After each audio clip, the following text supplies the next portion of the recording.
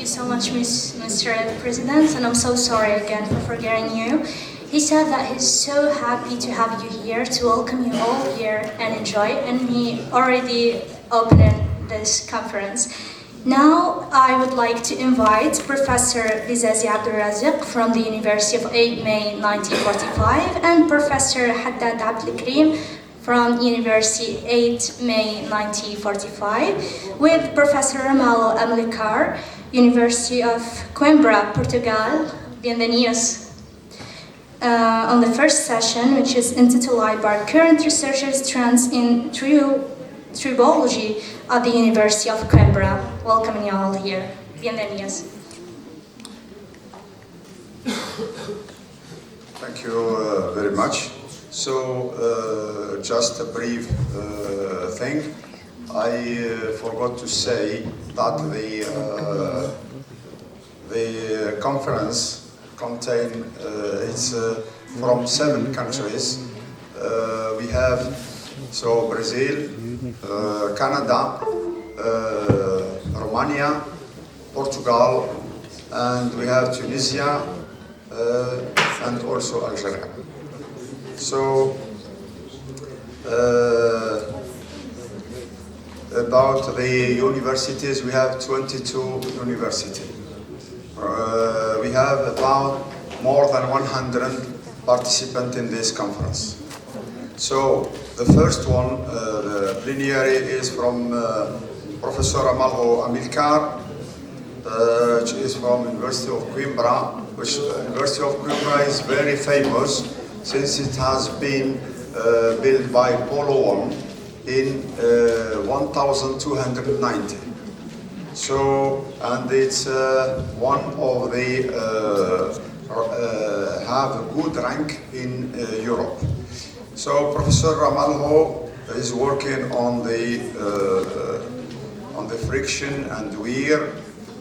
He got full professor from 2018.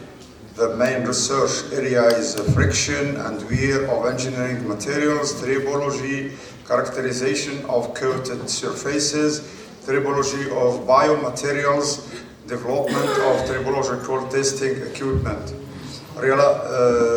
Some also research area is reliability of tribal data, mechanical characterization of materials, predictive maintenance, dynamic response of testing equipment, and also development of bio oil, so which is from in order to substitute the synthetic one, because this is for environmental concerns, which and he is working with different industrial companies, and he has been involved in 25 research projects, international projects, and also he is a reviewer in many scientific journals, international journals. He have around 300 papers in journal and conferences, and he has high citation from 20 until now. Thank you very much. Now, Professor Abdelkrim will co-chair this session. So, please, Abdelkrim.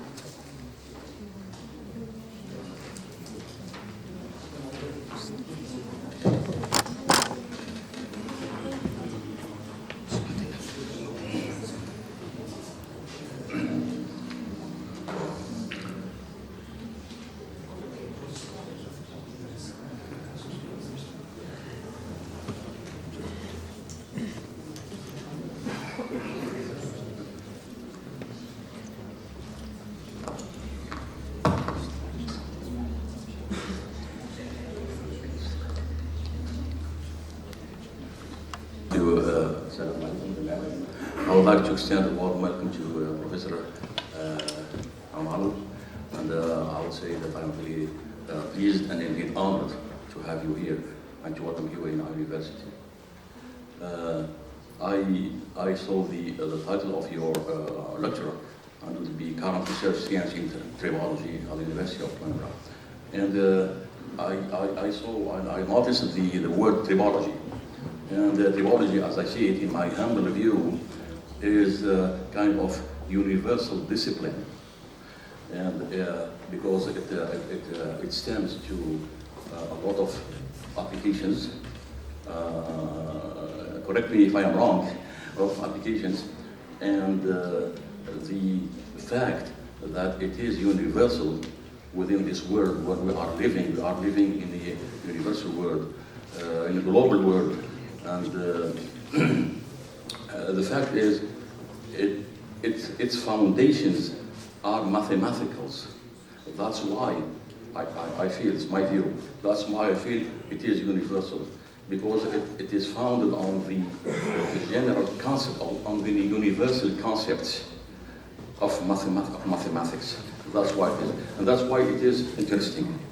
It's not only wear and friction, it is also renewable energy, it is also materials, it is also ionotics. I see a lot of things about the tribology. All this because it goes to mathematics, to model things and then have solution.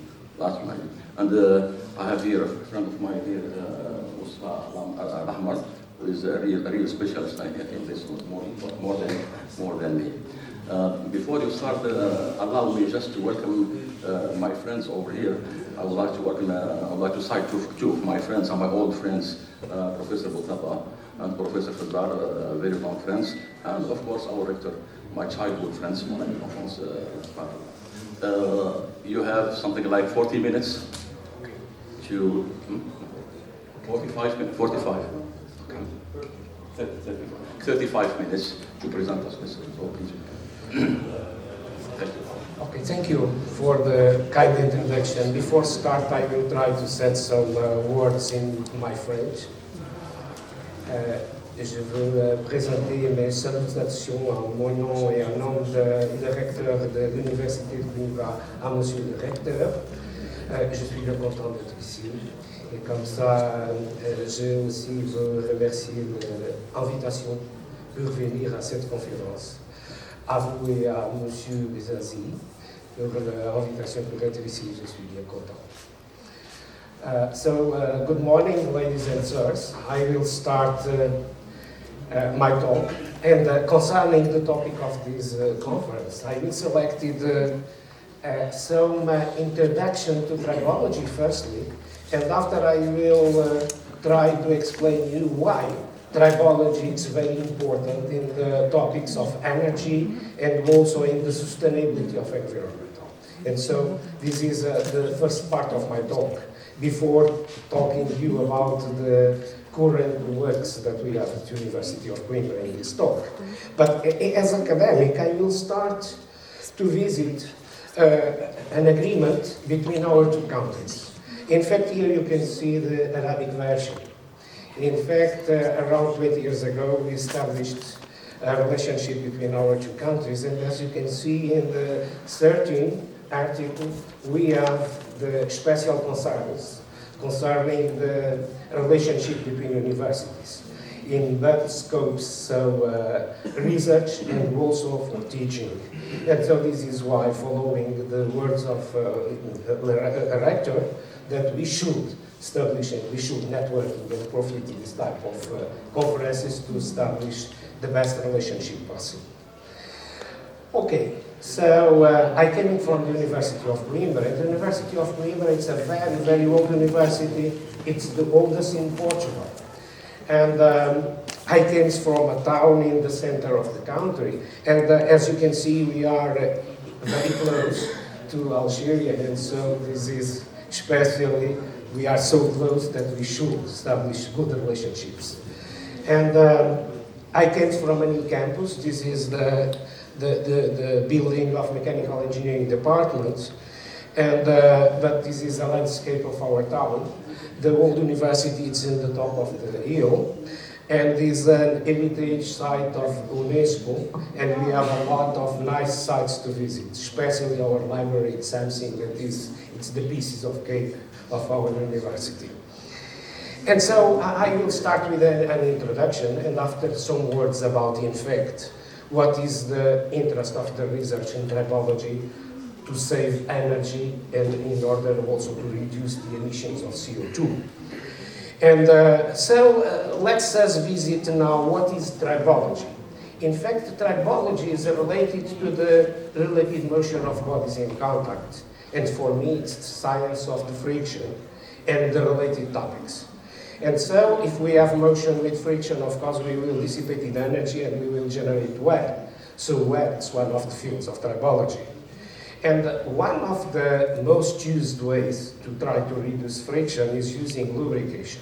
And so we arrive in the three main topics of tribology: friction, wear, and lubrication. And so, but in fact, as Professor says, in tribology we have many fields, from physics, chemistry, material science, and engineering in general, especially mechanical engineering. And the word tribology comes from the Greek, tribos meaning rubbing. So, in fact, the term was coined by Peter Jost in 1966, when Peter Jost published the works where he identified that if we apply complementary measures from the tribology, we can save a lot of money. Around almost 1.5% of the GDP of UK in that time.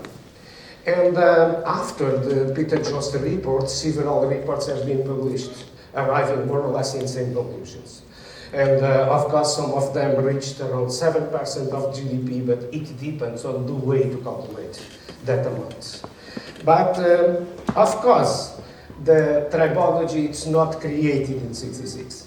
Tribology is everywhere, as Professor said. And so, in fact, we have the tribology in everything that we touch every day. And so, in my opinion, of course, tribology was in the basis of the biggest inventions of humanity. One was the wheel. And so, before the wheel, the people lost a lot of energy in order to move objects. And so, they identified the necessity to develop something to facilitate that motion. And so we can say that the friction was in the basis of the invention of the wheel. And also on the fire, because on the fire, to do the ignition of fire, the people used the energy dissipated by friction. And so we identified two big ways of the research in tribology: minimize friction by one side, or maximize friction for other side. And so this, in fact, is in the basis of most of the inventions and of the research on tribology. But in tribology have a very, very big impact in manufacturing, in transportation in general, and in machinery. In every machines we have contacts, and of course we have tribological problems. And but I will focus mainly in two economic aspects. By one side, the optimization of friction can reduce the consumption of energy. And on the other side, of course, maximizing the wear resistance of the materials, we can extend the life of mechanical components, and also we can have some savings from that side. In fact, if we look for what is expected in the saving of the emissions of CO2 over the time, and we can see that a significant reduction will come from the use of renewable energies. But also, we expect to have an increase in the efficiency of the use of energy. And that is a way where tribology can help. Because one significant part of the energy that we spend are used to overcome friction. And so, if we look for the energy comes more or less around 60% comes from coal and oil.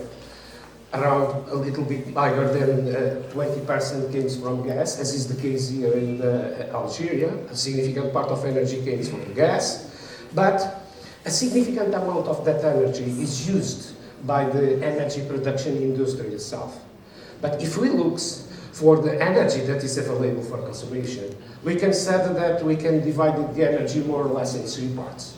One part is used in domestic applications, one third in transports, and one third in the industry itself. If we look for transports, the majority of that energy is today used in road transport applications. And so, if we look closely to that road applications, in most of the cases today, we use fuel engine cars. And if we look, most of the energy that are used in the fuel, that comes from the fuel, are dissipated in thermal processes. But after, the remaining energy, a significant part that you can see here in this, a significant part, it's used to overcome friction. And so there are a big research in order to try to reduce the friction, in order to could save this part of energy. And this is one of the objectives of tribology. So it's to reduce friction in order to could gain and have some saving. So on energy consumption and of course on CO2 emissions. In fact, if we do an estimation to have a saving of around 12% of the reduction in fuel consumption by friction, we can expect in fact to have a reduction, of course, a proportional reduction in the consumption of the fuel, and of course a significant reduction in CO2, as you can see there in the last column. And so, but there are another possibility to have savings, is the production of the materials itself. We spend a lot of energy in the production of materials. Here you have especially for metals, but that we spend a lot of energy, and so we have a significant part of emissions in the production of the metals, and also in cements and plastics and so on. And so if you could save some materials, reducing the wear in service, we can extend it, the life of the mechanical components, and so we have some savings also from that part. And so if you look, the emissions are distributed on the world, you can see that the industrialized countries contribute to the majority of the emissions, and that the agricultural countries contribute to a very, very small part, around 5%.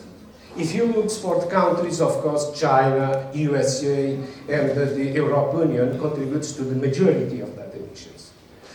And so, if we look now, we expected to have a significant gain in the reduction of the friction, especially in the transports and in energy industry, and the saving should be very high in this topic.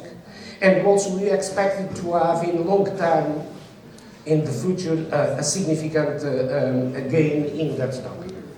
But this means that we need to have a significant research in order to reach that goals. But also in the wear reduction, we expected to have some savings. But here you can see that we expected to have more saving coming from the reduction of friction than to increase of wear. But if we look for the Peter Jost report, in fact at that time the main saving came especially for the wear reduction.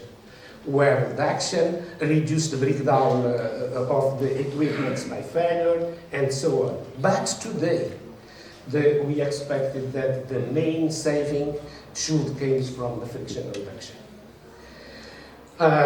So I used, in fact, especially two sources of information in this first part of the work.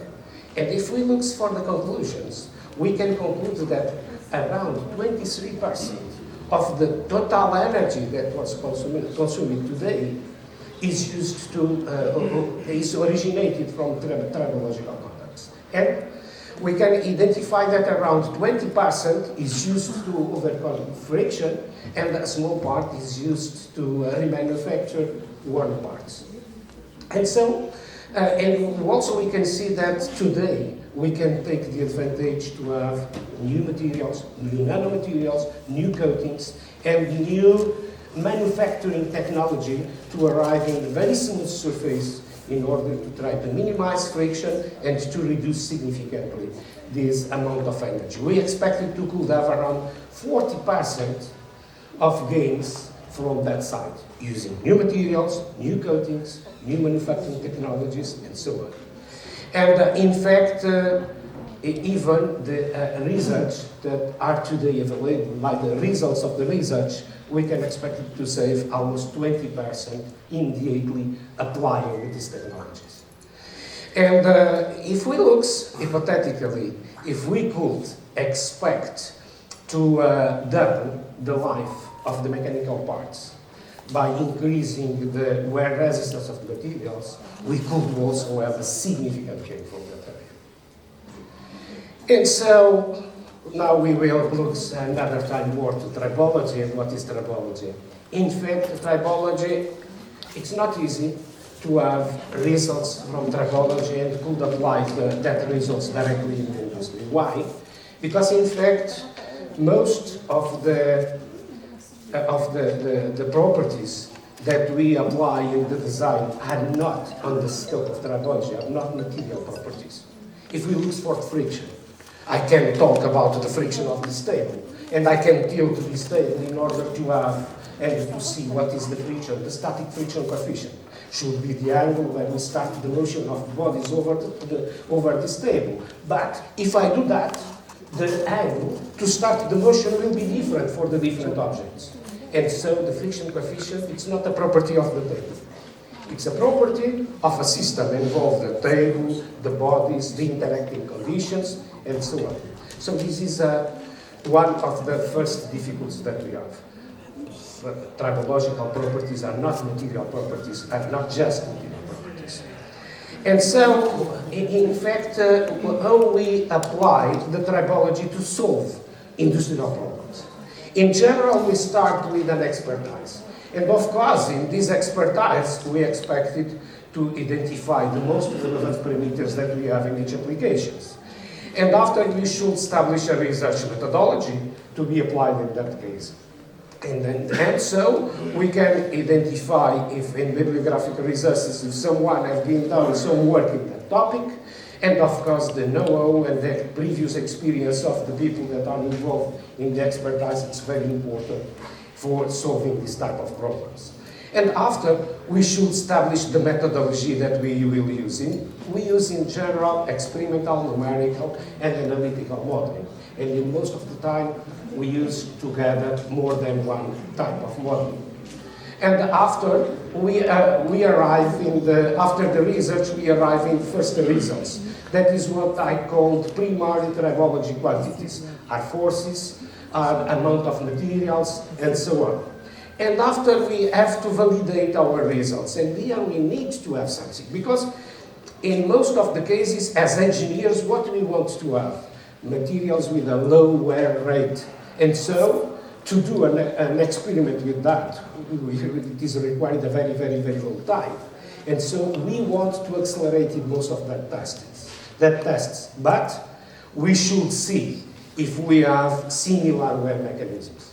And if we have similar wear mechanisms, we expect that we can transpose the results to the application. And so we do the validation of our results, and after we have to normalize our results in order to have design using parameters, like the friction coefficient or the specific wear rate, that after can be applied to modeling and to develop new solutions. And after, of course, before going to the market, we have to test the prototypes in order to see if the reliability of that prototypes are enough to be used by the users in general.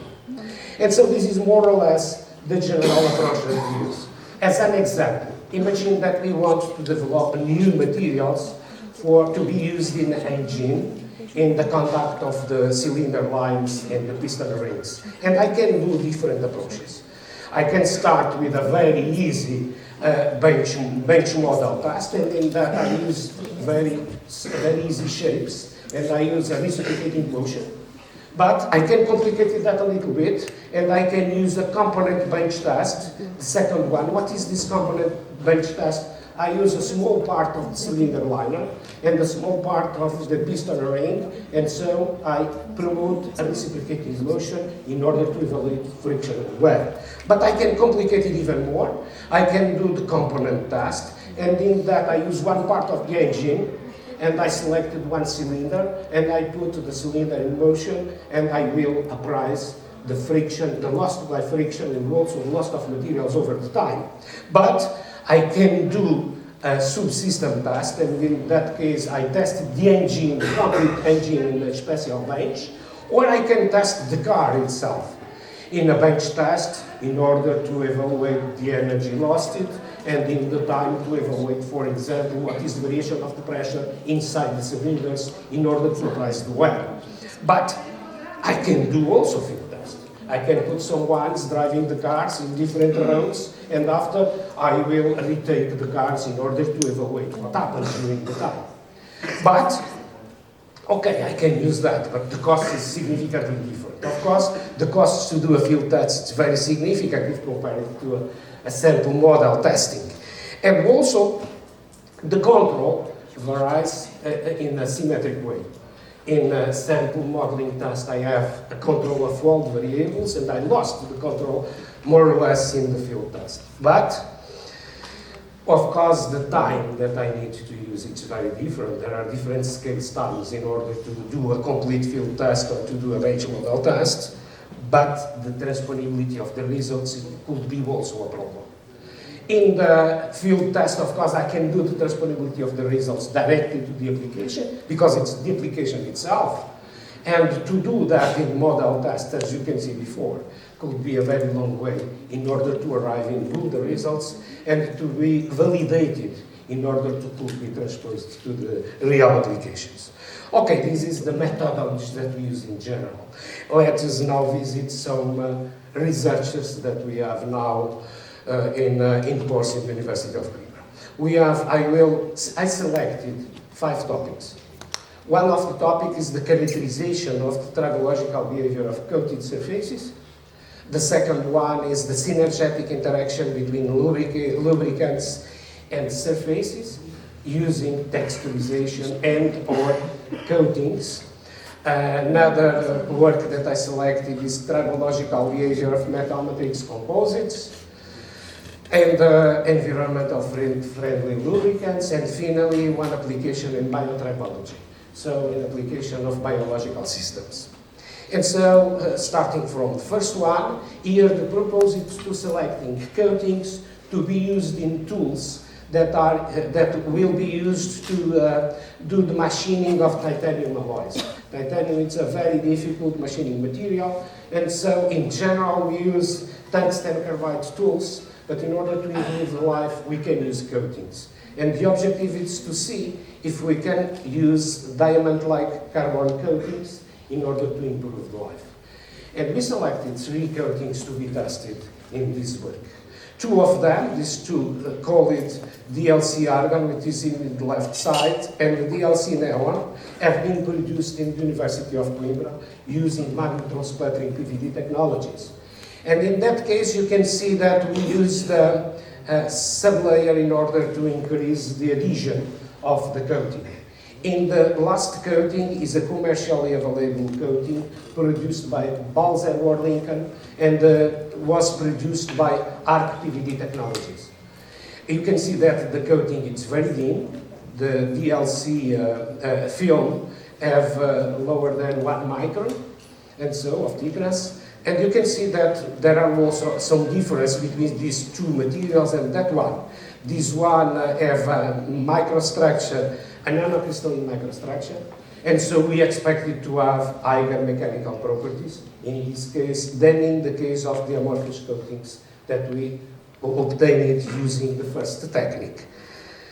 But if we look for the adhesion, of course, we have a much better adhesion in this case of DLC argon. Why? Because the hardness and the residual stresses should be much lower. But here in the case of DLCBN, you can see that the remotion of the coating starts to a much lesser load. These results have been obtained from scratch testing. And Concerning tribological behavior, we use the pin-on-disc technique, and in this case, we use the discs of tungsten carbide coated with the different coatings, and the pin was a titanium alloy. We used different normal loads, and we kept constant the speed and the sliding distance. And so if we look for the results of the friction, here you have in the A, it's the DLC argon, in the B, it's the DLC nylon. If we compare both of them, the results of the friction, it's very similar. Except here in the case of the DLC argon, because after some time, we reached the substrate, so we remove completely the coating. And you can see the increase of the coefficient of friction is dramatic. So we gain around 4 times less a friction coefficient with the use of any of that coatings. But if we look for the DLCBN, here we can see especially for the highest loads, we can see that the friction is the lowest value. So we can conclude from friction that the DLCBN, in spite of the having lowest lesion, have the best friction coefficient. And if we compare the wear rates, here you can see the profiles of the tracks after the tests, and you can see, so if you remember the thickness of the coating, in these 2 cases we remove completely the coating.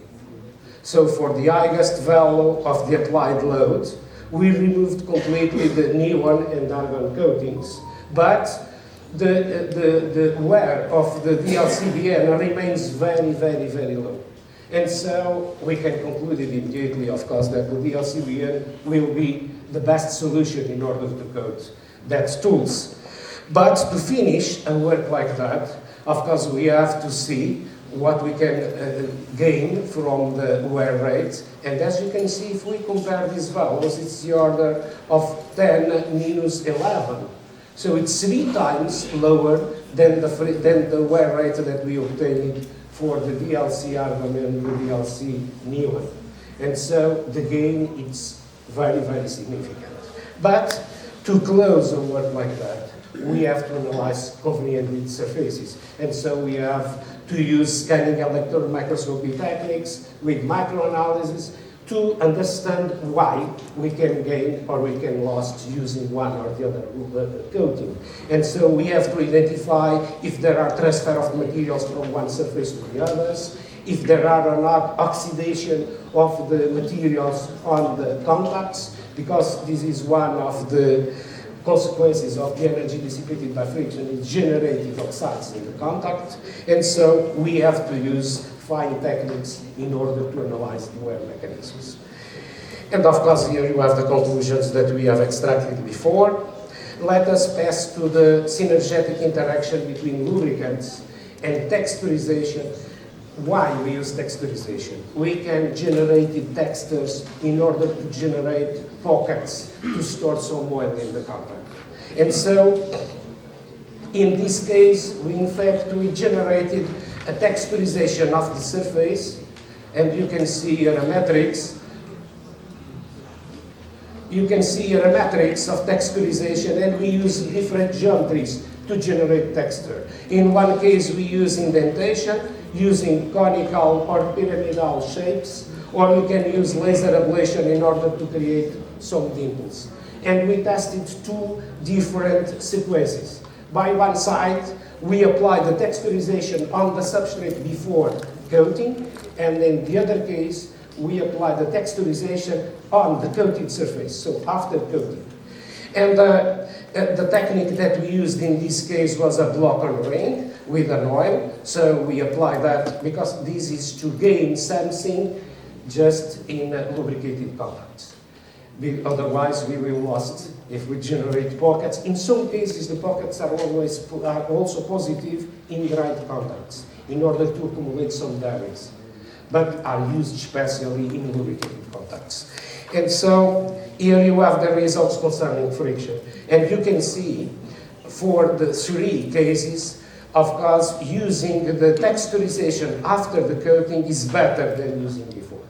So we reduce significantly the friction. And you can see that there are a big difference between the pyramidal and the laser dimples. The laser dimples are the best solution, and the conical are in between, but the pyramidal are the worst geometry for these dimples. So here you can see even, in fact, the coating itself without texturization reduce significantly the coating. But if we use the laser texturization, we will reduce much more even this friction coefficient. And so what we can conclude it from that, laser dimples, laser ablation is the best solution. Apply the texturization after the coating is better than applied before. Why?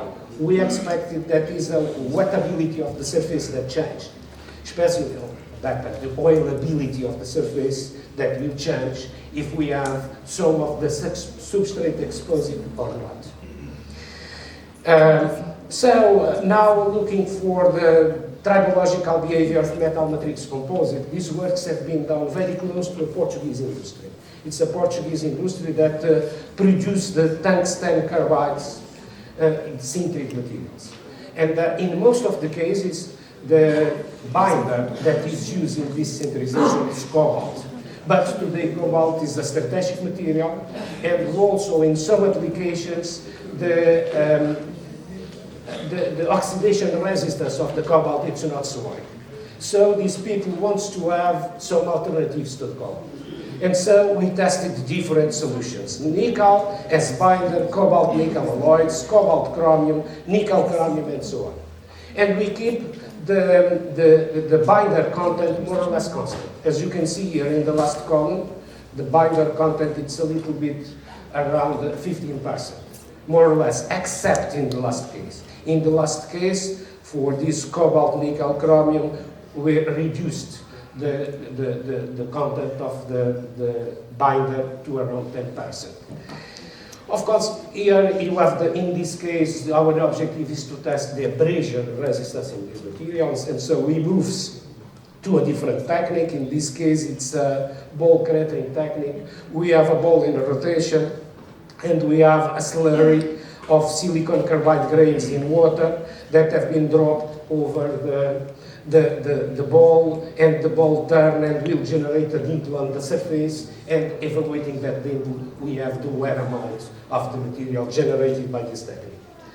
Here you have the materials, so the materials are a very fine grain, the grain size is lesser than 1 micron, so are very fine grains materials, and here you can see the type of dimples that are generated, and we can evaluate the dimples by optical microscopy, measuring the limits of that dimple, and so after calculating the wear volume, or we can use profilometry as you have here in the right side. And you can see that if we did more number of rotations, of course we will generate more wear volume, but for the different materials, if we compare the different materials, there are significant differences. In fact, if you look for this graphic, we have a significant difference between the different materials. And so, if we compare that materials concerning the wear rate, you can see that the worst cases was for the nickel binder and cobalt nickel, and the better was for the cobalt nickel chromium. But in that case, we also reduced the amount of the binder. But for several of the materials, we can see that we obtained more or less the same wear rate in spite of the big difference between hardness.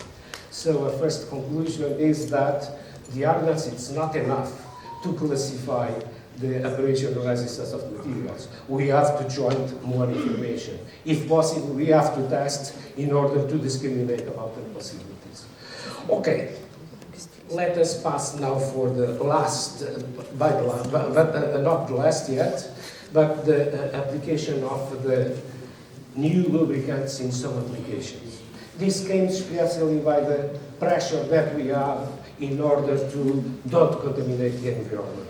And so our main objective in this work is to use vegetable oils, especially coming from soybean oil. It's a soybean product that has been generated after the raffination of the soybean oil to use in food.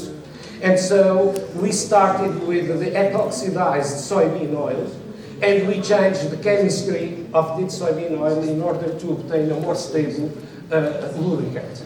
And after we tested using block on ring tribometer, and we tested, of course, using two steels, because our objective is two ball bearing steels, because our objective is the oil itself and not the material. And so here you have the results. We did different stabilization techniques for different oils, and from one of them you can see that the gain in friction is very significant, especially in these low speeds. In that low speeds, we call it that in that region we have boundary region lubrication. So we have the materials keeping touch in some points, and so the oil works by the chemistry and by the viscosity. And so in one of our objectives is to use these oils in the chains of bicycles. Why? Because the oil is completely spread on the environment. And so we have an industrial partner that works in this type of applications. And he did a benchmarking of different bio-oils. And these two orange points are our oils. And you can see that are between the best ones concerning the wear of the chain. So the elongation of the chain characterizes the evolution of the wear over the time, and our oils are in the good track in order to obtain a good product that can be used in this kind of applications. Okay, these are, finally, we will pass to the last example that I selected for you. This example, it's a very different application, it's a biotribology application, and the objective is try to characterize the friction and contact lengths. Of course, but there are a challenge in this kind of characterization. Why? Because the pressure is very, very, very low. And so the forces involved in an application like that is really, really low. But the speed is not so low. So low, because we can move our eyelid very, very quickly. And so we expected that we have to characterize a contact pressure around 5 to 10 kilopascal, but the pressure can reach values of around 0.2 or even more millimeters per second. Meters per second. 0.2 meters per second. And so, but we have to discriminate very, very low forces. And discriminate a force like that dynamically, it's not easy. Usually there are not available tribometers to measure so low loads, especially with very high speed. For low loads, there are some tribometers available. So we developed a new technology to evaluate that. It's a technology based in a vibration of a pendulum. So we used vibration of a pendulum, and we applied the classical mechanical to the equations of that. I will explain you how we apply that. So we have a pendulum, we apply a static motion on that mass, and we let the system in free vibration. And so in free vibration, we obtain the motion over the time.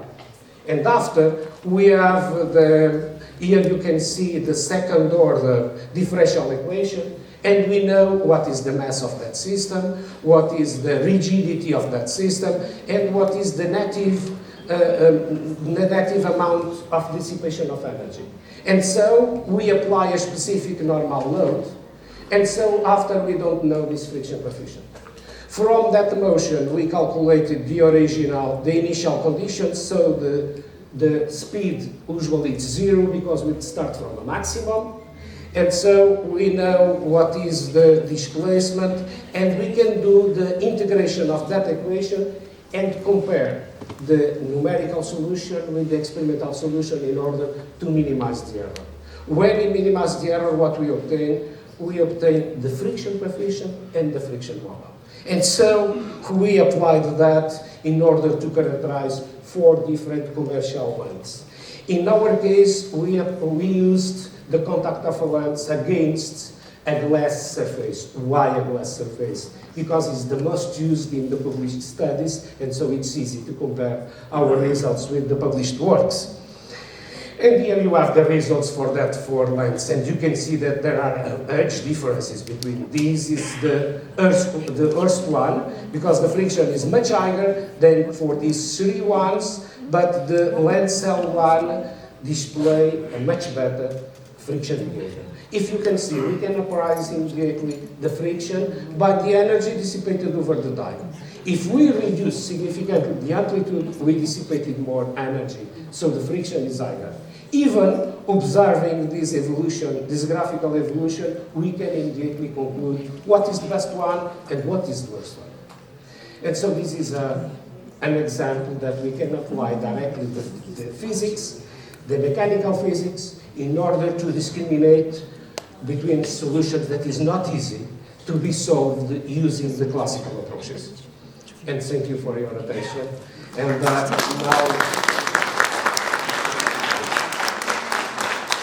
I'm free to hear from you. You can present your questions in French. My French is not good, but I can understand. Thank you, Professor. Thank you for your talk. I'd like to thank you. Okay, sorry. Thank you for your talk, for your lecture. I did appreciate it, quite frankly. As I understand it, you are kind of designing experimental apparatus to perform. And this way, I think that you should be very imaginative, with a lot of imagination, so that you can build the apparatus. That's what I understand. Is there any question? Juste peut-être, je vais faire un petit résumé par rapport à ce qu'il a dit au français. Voilà. Donc, professeur Amaro, donc il comprend le français. Donc, vous pouvez poser des questions en français, il n'y a pas de problème. Il a donné donc la première chose, c'est la convention entre l'Algérie et le Portugal qui existe déjà depuis très longtemps. Donc il a présenté la version en arabe et la version en français. Il a commencé par ça. Et après, donc il a donné des généralités sur la trébologie d'une manière générale et donc l'effet du frottement dans une perte d'énergie importante. Donc voilà. Donc comment ils essayent de restituer cette énergie dans le but de gagner dans l'énergie. Voilà. Et après, donc, ce qui est très important à retenir, c'est le développement des lubrifiants à base végétale par rapport aux huiles synthétiques qui existent pour des raisons environnementales. Donc, ils ont déjà développé des huiles végétales. Et donc, ils les ont testés, etc. Et comme il a montré dans le truc du vélo, donc à petite vitesse, donc il y a un frottement plus faible, donc un gain dans l'énergie, et donc ça va mieux. Et les huiles végétales n'ont pas un effet négatif sur l'environnement. Voilà, par rapport aux huiles. Donc, eux, ils veulent encore pousser ces études par rapport à ça. Donc, il ne l'a pas dit, mais il l'a dit avant. C'est par rapport à développer des graisses à base d'huile végétale. Ce qui est encore plus intéressant. Hein, voilà. Ce qu'il a montré aussi en dernier lieu, la dernière partie de vibration là, c'est un montage d'une petite expérience fabuleuse, c'est de déterminer les propriétés mécaniques par un effet de vibration. Donc, ils utilisent un amplificateur, donc il ne coûte pas grand-chose, et donc j'ai vu le truc à Cumra, et donc j'en ai commandé, on va les avoir, Inch'Allah, peut-être dans 10 jours. Voilà. Donc c'est juste un petit système très simple auquel on peut faire de la vibration libre Et on peut déterminer donc le module de Young, le coefficient de Poisson, etc., sans pour autant faire un essai de traction classique. Et eux, ils l'utilisent donc pour la détermination des coefficients donc, de frottement, etc. Et donc ils font le truc théorique par rapport à l'expérimental, et donc le reste c'est de l'énergie perdue, etc. Voilà. Donc si vous avez des questions, s'il vous plaît. Voilà.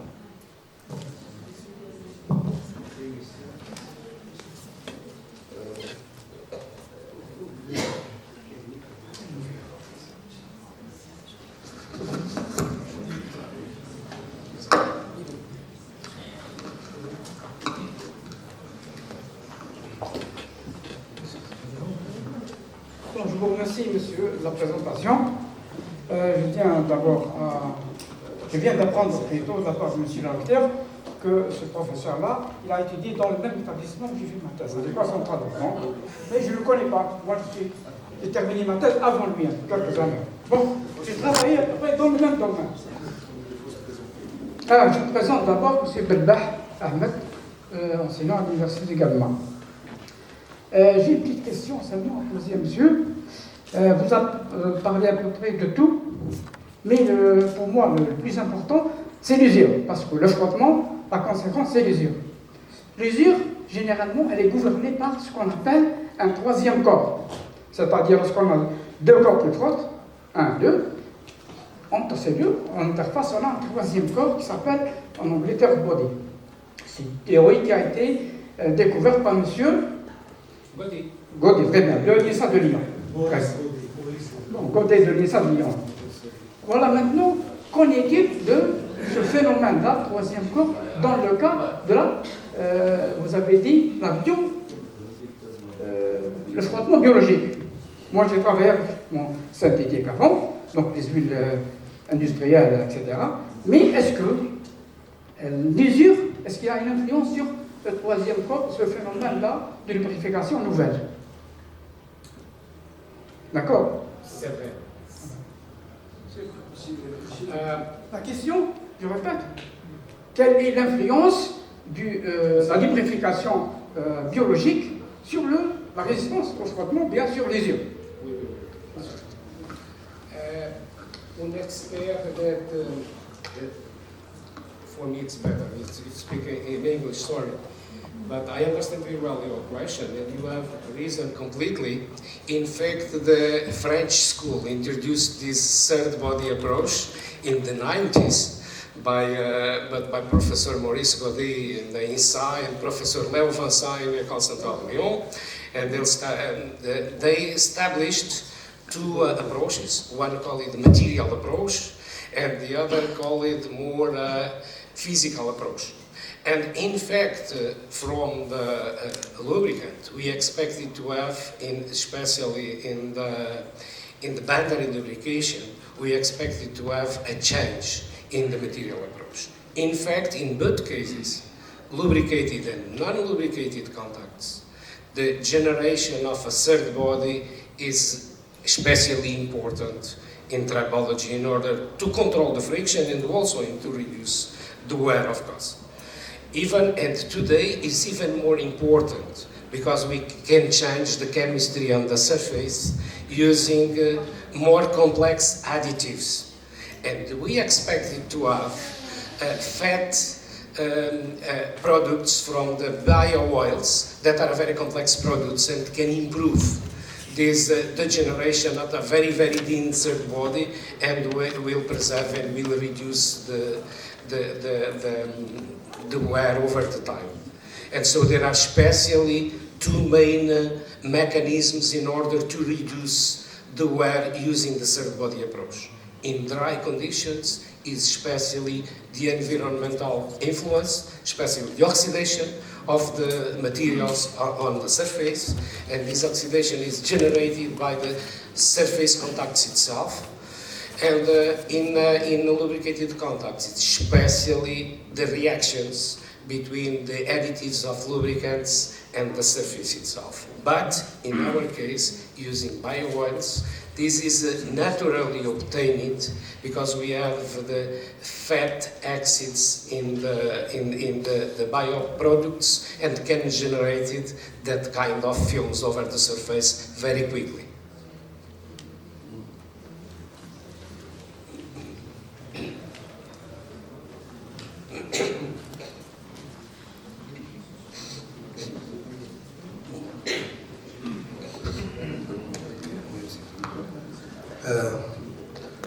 Mr. Limouni Morad from Alwad University.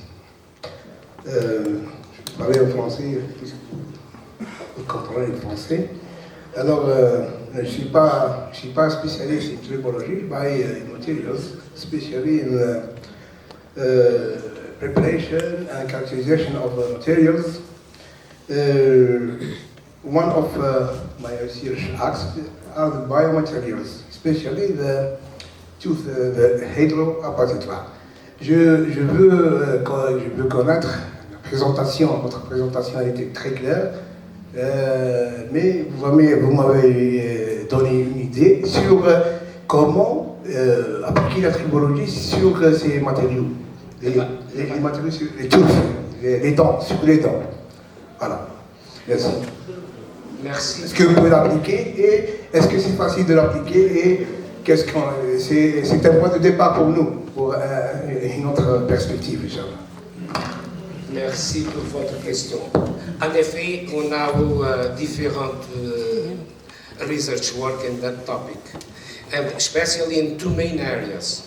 One is the materials in order to recover the tooth, the caries, especially the cavities. Especially we used in that case in general composites today. And in that case, there are many things that we can do as mechanical engineers. From one side is the addition tests of the composites to the dentine. It's one very big challenge area. And there are specific tests in order to characterize that addition. We can have tensile, micro-tensile tests, and we can have also tangential stresses tests, and we can apply both of them.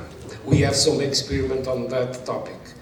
Another challenge work in that field is the implants. For the implants, we have in fact, one of the biggest problems in the implants are the micro motions of the different parts of the implant itself. And in that case, we have to apply a fretting approach. In fact, I prepared a call to Rangel University, and I will talk specially on that area. I will present some results from the characterization, fretting characterization on the contact of dental implants, and also some results concerning the abrasion resistance of dental resins. Thank you, Professor. Yes. Yes, please. And then Rosalind. Yeah. Go ahead.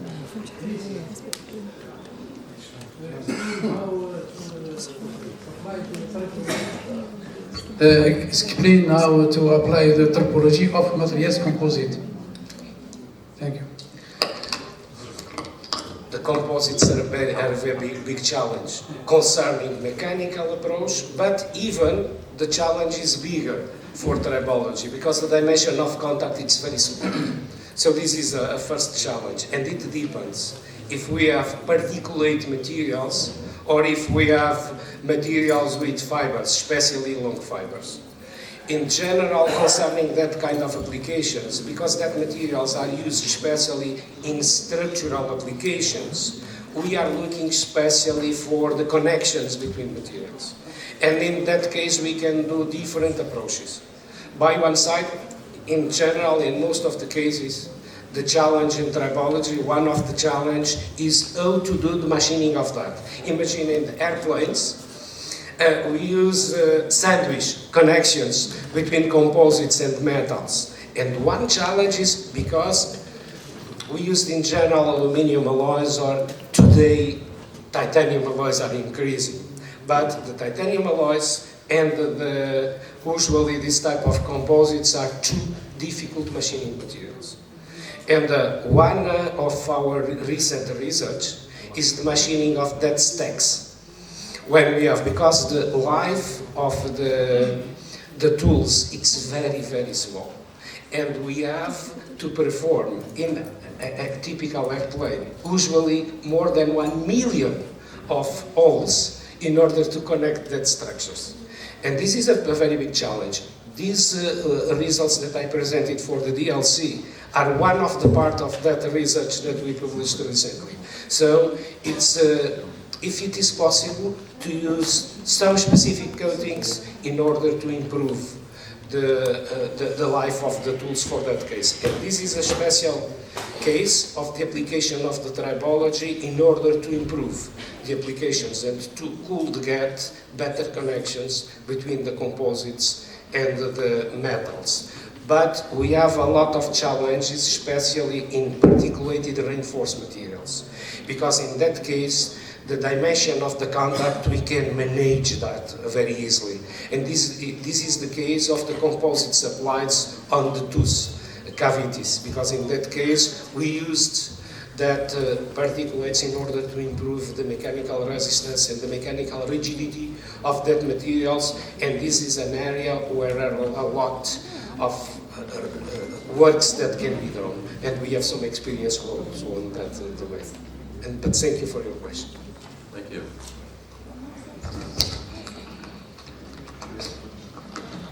C'est bon.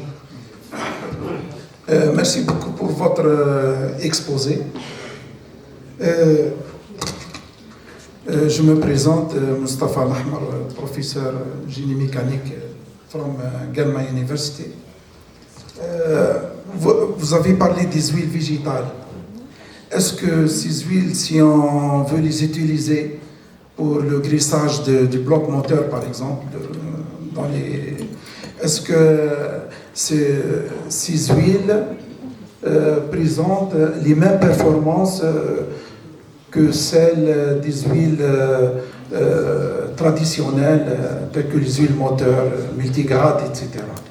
C'est-à-dire, pour first question, second question, donc ça concerne la biotribologie. Est-ce que le liquide lacrymal, le liquide entre... est-ce que vous considérez son comportement comme newtonien ou non newtonien? Rheological behavior. Voilà. Okay. Thank you for your questions. From the first question, the use of bio-oils in closed system, it's a big challenge today. The oxidation resistance of that oils are not so high in order to could be used in traditional applications. If you want to use in a gearbox or something like that, today it's a big challenge.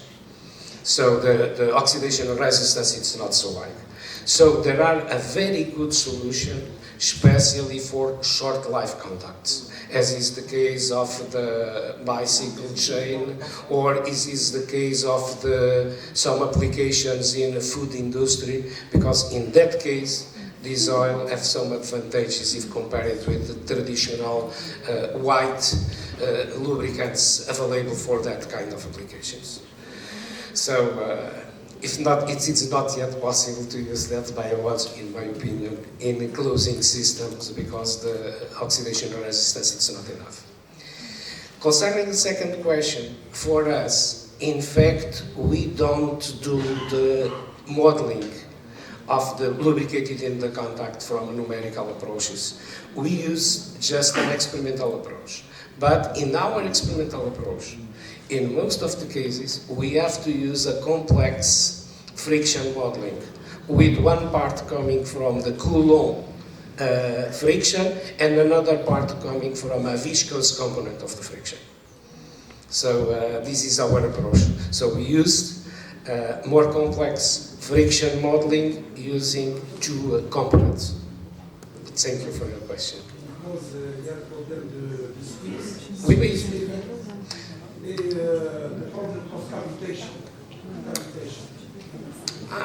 I suppose that we have not cavitation in this case. Because I suppose that the variation of the pressure, it's not enough to create cavitation. In fact, the cavitation is another field of our studies. And in that case, we use a piezoelectric system in order to generate the bubbles and to create cavitation. But we can also study cavitation, if you are interested in cavitation. Thank you, sir. Yeah. Assalamu alaikum, Professor Hajim Neri from Shafii University.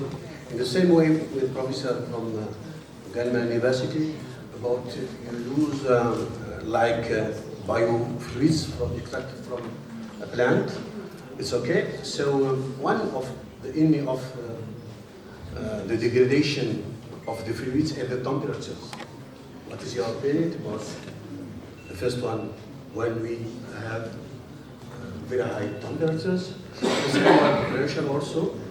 And the third part, you have a film, okay? And if you have a film, we have turbulence also. So have you a possibility to take, for example, the stability of this film, like, for example, my specialty in transportation of oil and gas, and we use this fluids extracted from plants in the stability of these micro films. Okay. Okay, concerning your question in the first part, of course, the oxidation of that fluids are very limited, and so it's more limited to the application in high temperature, in general. But in most of the cases, the common lubricants, we cannot use that lubricants in temperature higher than 100 degrees because we have a lot of evaporation, and we have to use specially formulated lubricants to be used in temperatures in applications for high temperature, and is not the case of this oil. Concerning the modeling of the bio-oil for very thin film thickness, we have not yet developed that area, but we have to develop that area, and we have to apply numerical models to characterize very well the behavior of this kind of, from the physical part, in order to understand. Now we are calculating the piezo factors in order to understand the variation of the viscosity over the pressure. The variation of the viscosity over the temperature, it's not so good if compared to synthetic oils. So there are some challenges, and so the limit of applicability of that oils today, it's very small.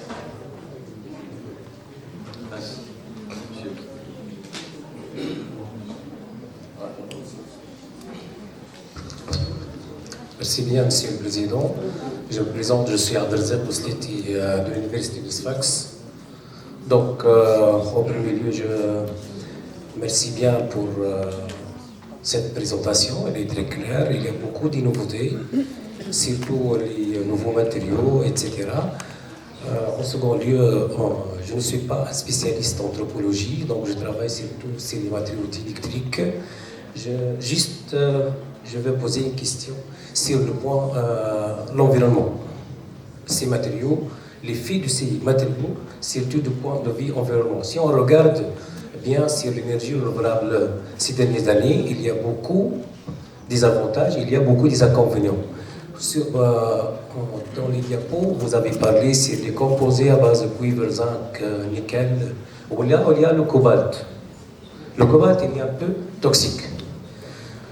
Dans la deuxième partie, vous avez parlé sur les huiles végétales. Il y a une partie organique, c'est ça. Et vous avez parlé un peu sur les frottements. Est-ce que ces huiles, au cours du frottement, la température augmente?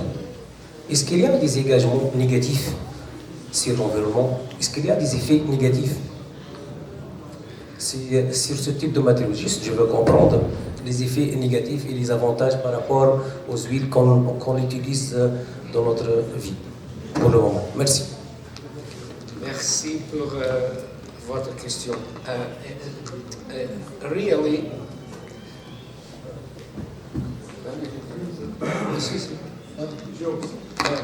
Really, we I'm not a guy from chemistry.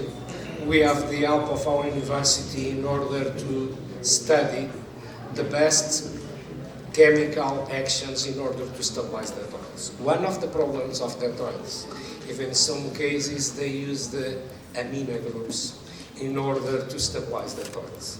And this is not the best solution concerning the environmental applications. And so we are studying alternatives in order to minimize that effect. And so this is in fact a challenge, but it's not solved by myself. I did the characterization of the physical part, but we have good colleagues. The oil was formulated in our university, but in the chemical engineering department. And, concerning your field of studies, there are a big challenge today. Is the application of oils in the electric cars or in the windmill generators? Is the current, electric current passing on the contact?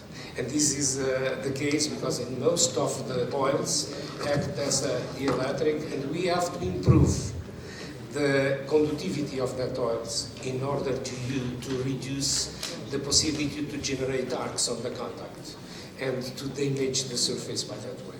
This is a big challenge today, is to improve the conductivity of the oils in order to minimize the damage that can occur in the contacts with current passing, because in that cases we generated parasitic currents, and so we have to manage that properties of the oil, especially the conductivity, in order to reduce the damage generated by that way. Concerning the cobalt, this is why. This is one of the cases why these people want to do the substitution of the cobalt. Because in some cases, especially in biological applications, we have to reduce the cobalt, because today cobalt is classed as a material that is not good for our body. Last question, Professor Fahed. Very quick question, please. Professeur Farhi, département de physique.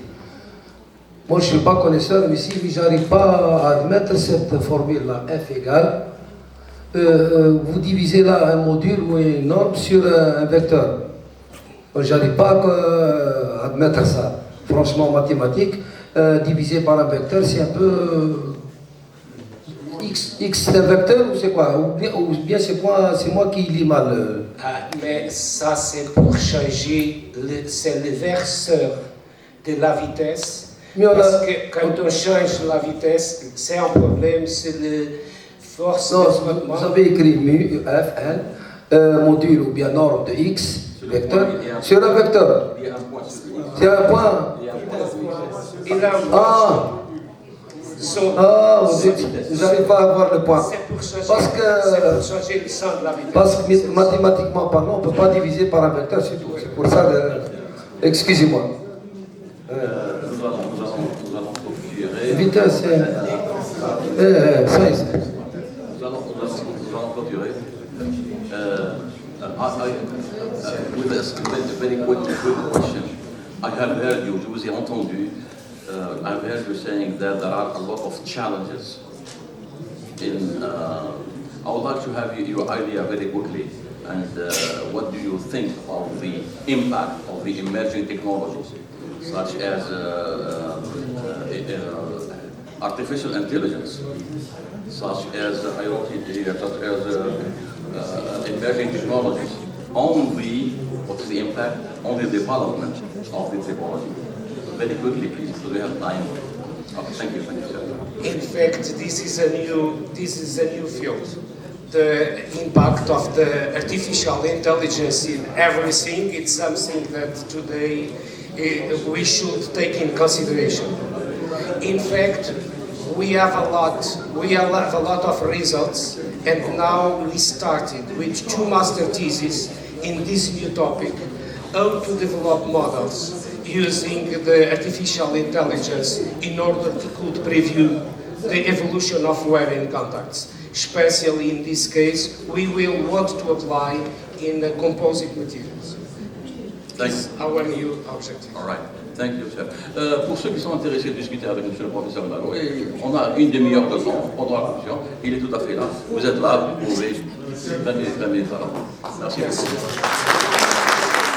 Donc juste Fabrizio Scarpa, professeur à l'université de l'université de Bristol. Donc il comprend le français, l'anglais et l'italien, parce qu'il est d'origine italienne. Voilà. Donc pour une petite présentation, donc Fabrizio Scarpa is a professor of Smart Material and Structures at the University of Bristol Institute. Is European Research Council grantee and a fellow at the Royal Aeronautical Society. Received his PhD in machine design at the Politecnico of Turin, Italy in 1997. Professor Scarpa Group works in the field of mechanical metamaterials, nanocomposites, natural fibers, composites, and bio-based material. We emphasize at developing responsive and load-bearing metamaterials at the interface between sustainable composites and synthetic biology. Professor Scarpa is also author of 6 patents in the field of oxidic foams and metamaterial for vibration damping. He is a fellow at the Royal Aeronautic Society and seconded to GKN Aerospace. Fabrizio Scarpa has more than 400 journal papers, and he is highly seated in the rank of US several years. So I have a chance to work with Fabrizio since 2004. So, professeur Scarpa est un professeur éminent à l'université de Bristol. Donc il a un très grand groupe qui travaille avec lui dans c'est pratiquement Bristol, c'est le Centre national des composites. C'est là où Bristol, pourquoi Bristol? Parce que c'est là où il y a donc 2 compagnies qui fabriquent les hélicoptères et donc Airbus, elle est installée à Bristol. Donc I will say it a little bit in English for my colleague from Brazil. Professor Scarpa is in Bristol, and Bristol is the city where there is 2 companies manufacturing helicopters, and also the Airbus is installed there, and he's involved on that. So it's with our great pleasure to be with us for this presentation. I will share this session with Professor Belhi from the University of Biskra. So Professor Fabrizio will present a plenary session entitled Humidity Triggered Smart Composite using hygroform materials. Juste pour dire encore un petit mot, donc Fabrizio Scarpa il travaille aussi avec les biologistes, en fait avec les gens de médecine, et donc ils ont développé, j'ai dû collaborer un petit peu par rapport à ça, dans la fabrication donc artificielle du film qui couvre le cœur. Voilà, donc à base de fibres de cactus. Voilà. Donc je le dis en français, comme ça ils peuvent comprendre plus rapidement. S'il vous plaît, Fabrizio, vous pouvez commencer. Merci beaucoup. Merci. Merci beaucoup. Avant tout, je veux remercier le professeur Bezazli et toute l'organisation de cette conférence. Le programme est très intéressant. Je suis désolé de ne pas être présent à Guelma, mais je suis sûr que les jours suivants vont être très intéressants d'un point de vue technique et je vous souhaite, disons, une très bonne conférence. Et je veux aussi remercier le professeur Bezazli pour les gentils petits mots. Comme Zach a dit, cela fait 20 ans qu'on travaille ensemble et c'est vraiment une de ces commémorations que je trouve non seulement bien d'un point de vue scientifique, mais aussi bien d'un point de vue humain. Et la professionnalité et le soin du travail du professeur Bezazli, je pense vraiment c'est un parfait billet de présentation pour toute l'université de Guelma et non seulement pour l'université.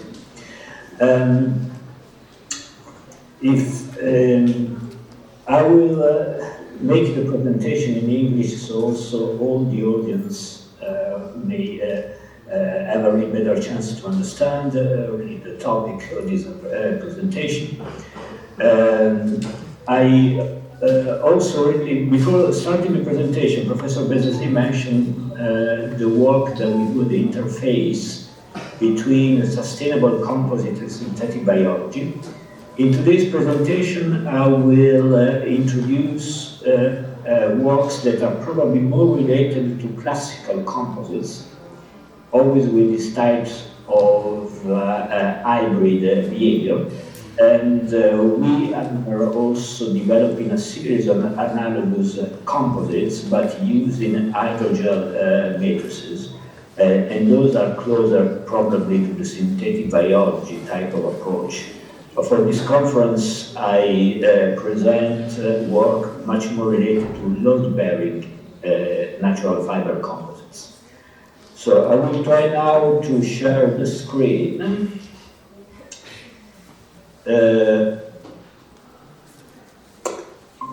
Let's see. Can you see my screen? Yes. So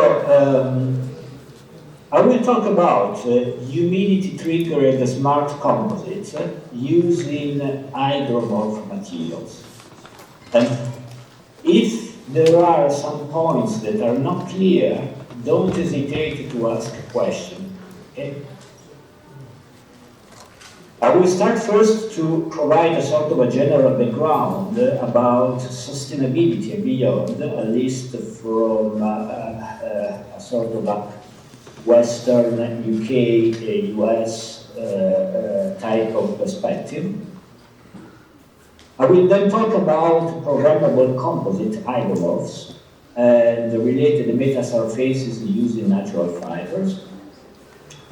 I will also describe some work that we have been doing on 4D printing with PLA flux.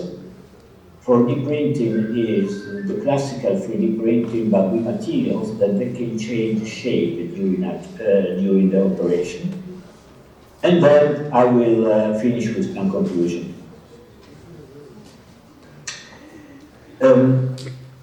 I start to talk about sustainability just giving you an example of, this is a picture taken from the Bridgestone website. Bridgestone is one of the major US companies dealing with rubber and also dealing with other types of polymeric materials for elastomeric, general machinery types of applications. And you can see that in terms of recycled material and input from renewable materials and non-renewable materials, at the moment, the majority of their product is based on non-renewable materials. And by 2050 and beyond, but from what I know, they are also trying really to put this data a little bit really just forward. they're counting on having only either recycled materials or new input from renewable materials within their stock. So, in general, sustainable composite, sustainable materials is one of the highest rate of research activities in terms of growth at the moment. Just to give you an idea, by 2026, the natural fiber markets alone is expected to reach $77 billion, and the compound annual growth rate is 3.9%, which is extremely relevant. So there is good need, not only from the industry, but also from academia, to find ways to develop also something alternative to classical load-bearing type of structures using natural fibers reinforcement. So we are talking about adaptive structures, smart materials, and those new classes of smart materials and adaptive structures need to be made out of sustainable materials. The architectural industry and also civil construction industry is actually already experimenting with that, especially using different classes of woods put together, so laminate wood with different types of spruce, wood, and alpha. And I'll just give you an example of this hydroskin type of concepts that have been developing at the University of Stuttgart and in Canada at the University of Toronto. In essence, we have facades of buildings made out of wood laminates that act automatically, change shape automatically when there are changes of relative humidity and temperature. So this is done with wood. Can we use other active bio-based composite material, but also with load-bearing characteristics, and also for 4D printing to obtain something similar? And this is the sort of question that we have asked ourselves. And we have started with flax as a natural fiber to make these types of natural composites. Now, the use of flax or structural composite has got actually a long history.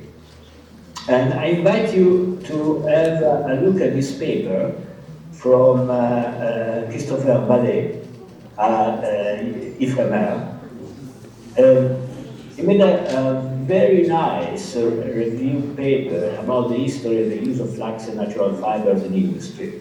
And what you see over there is an example back in 1939 already of a prototype of a fuselage of a Spitfire, the famous British fighter of the Second World War, completely done using the golden aerolite. The golden aerolite was a phenolic flax prepreg, 70% of volume fraction of flax fiber,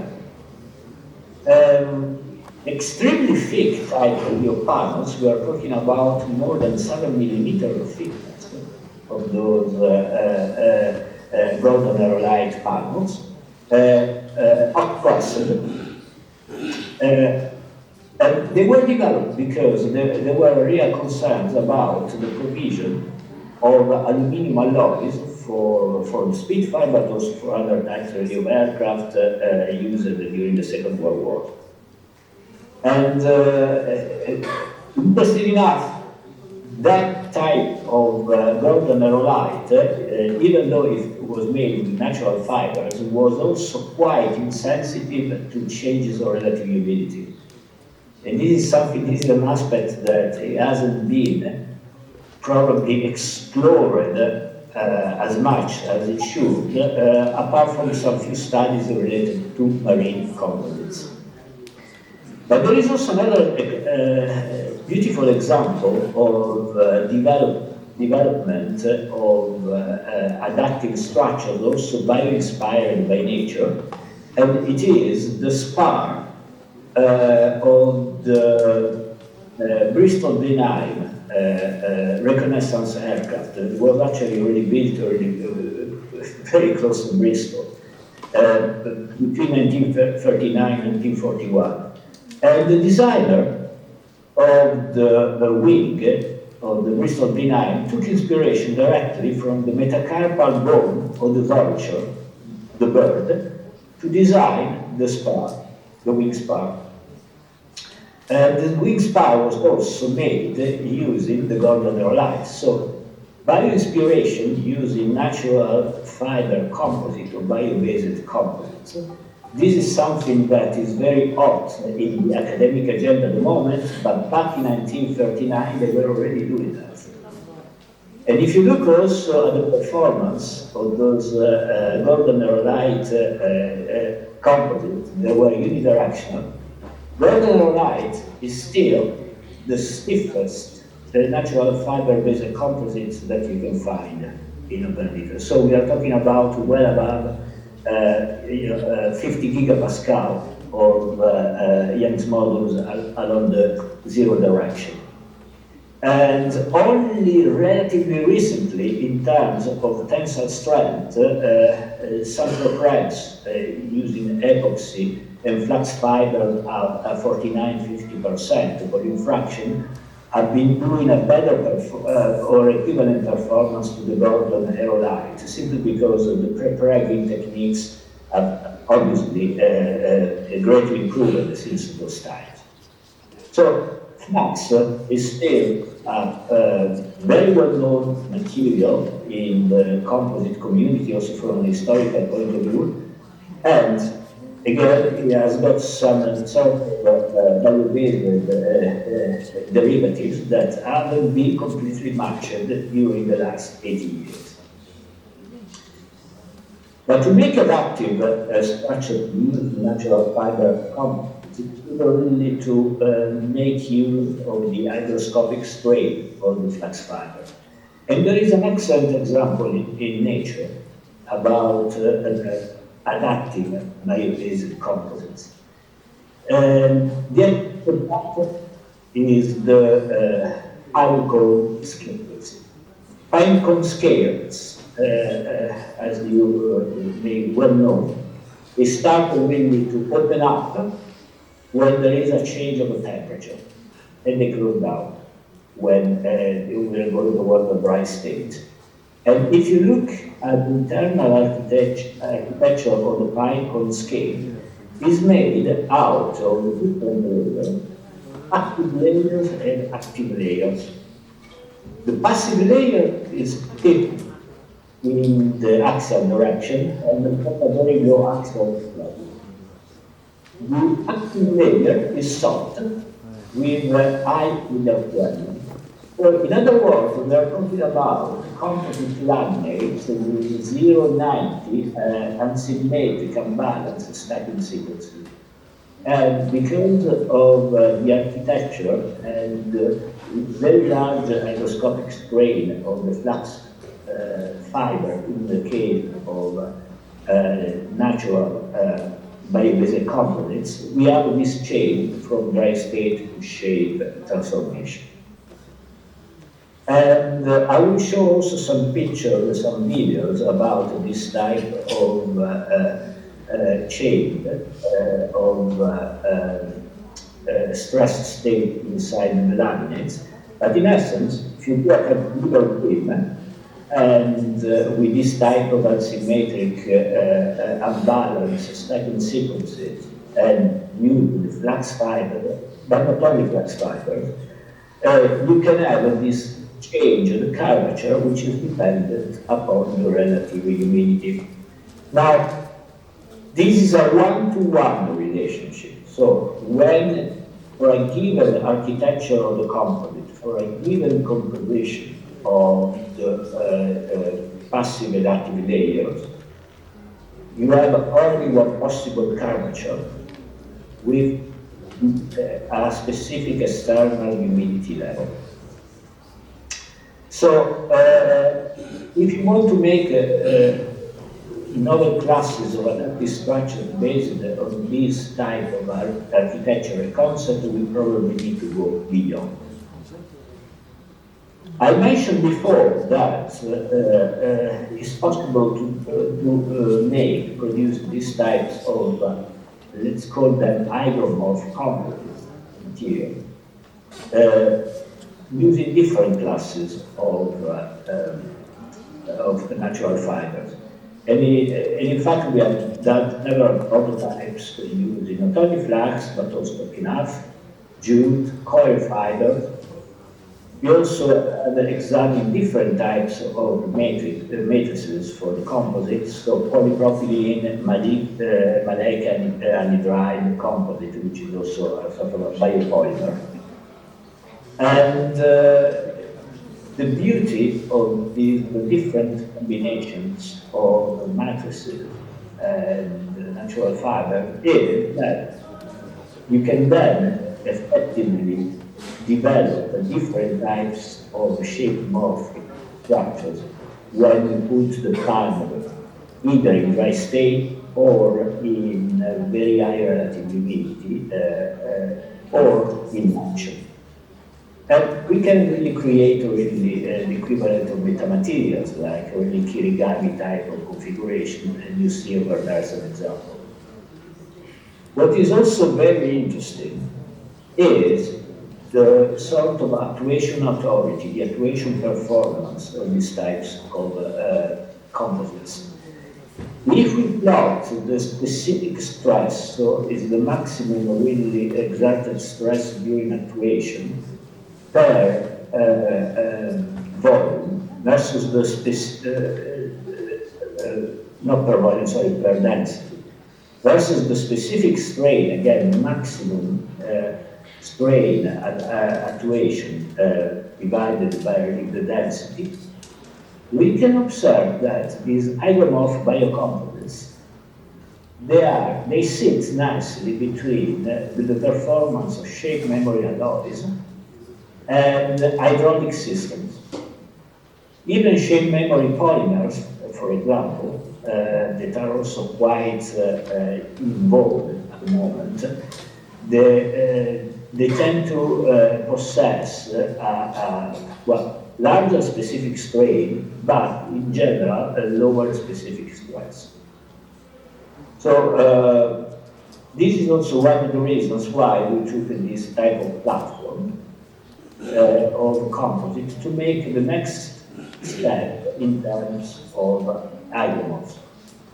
And what is the next step? The next step is, rather than having one-to-one relation between external humidity and architecture of the composites, is to increase the number of possible shapes that you can store inside the hygromorph composite.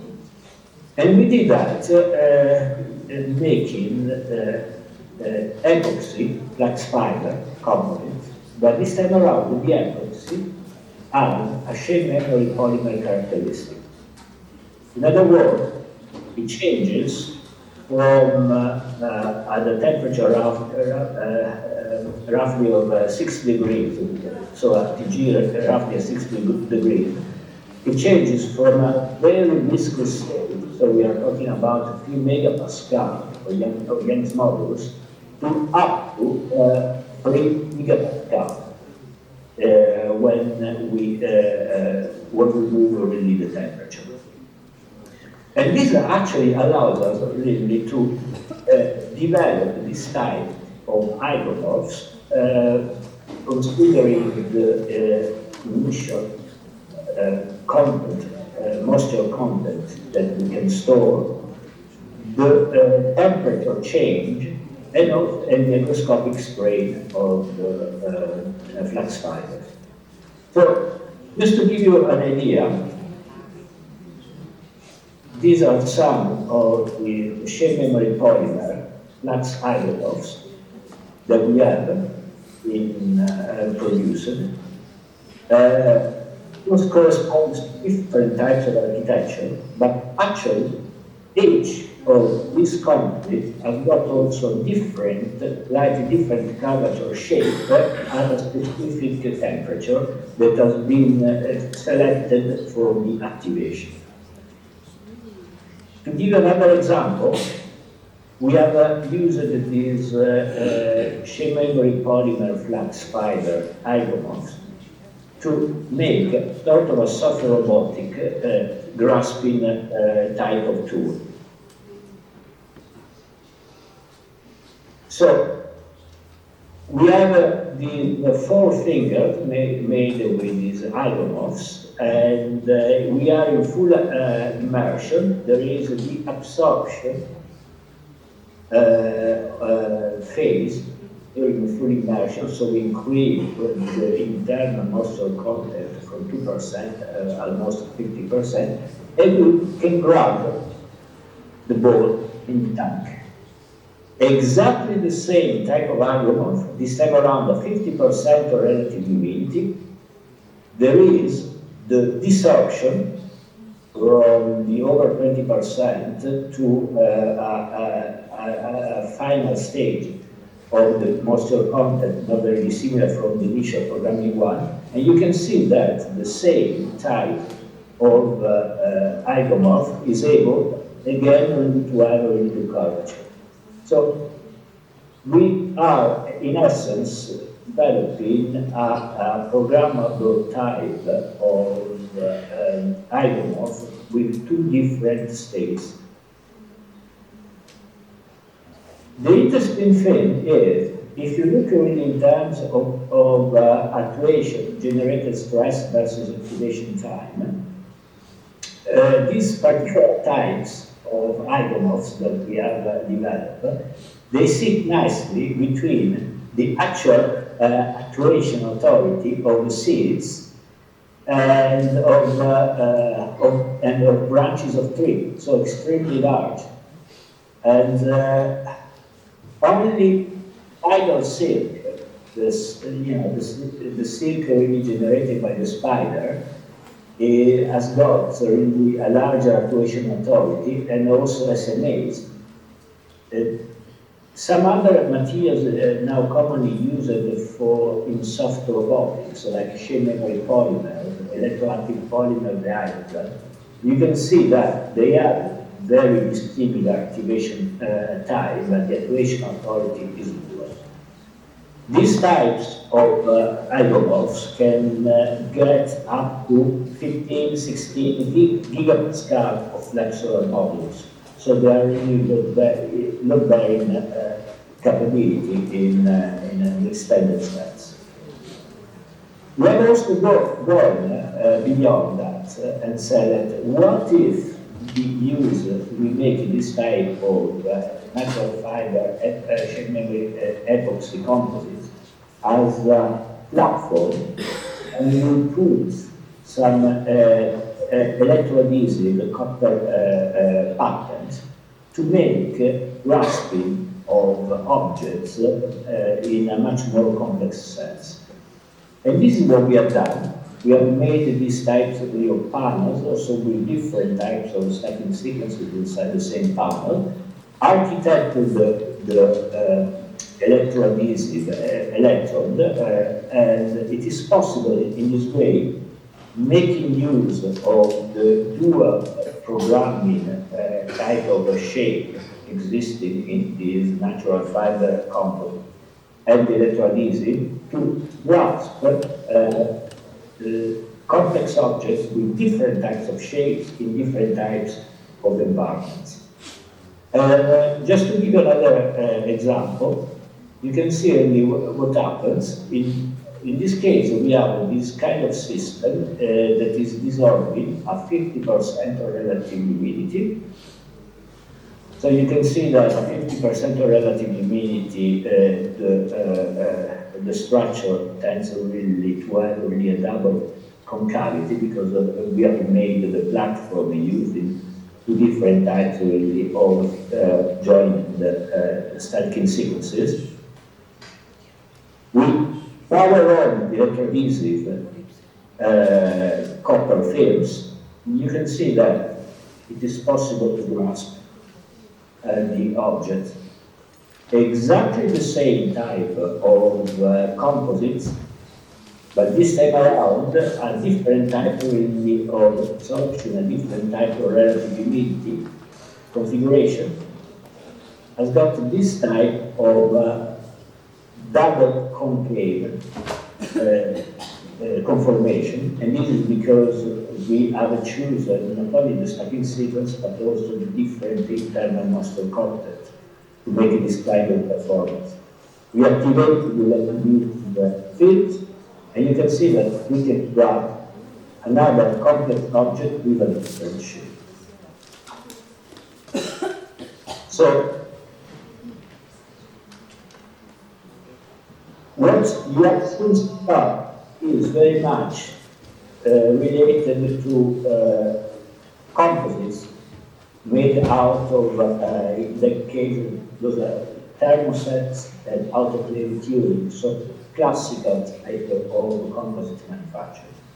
As I was mentioning before, it is also possible to do this type of structure also using 3D printing. And 3D printing, we have been experimenting with PLA filaments, but with long flux reinforcement inside the PLA.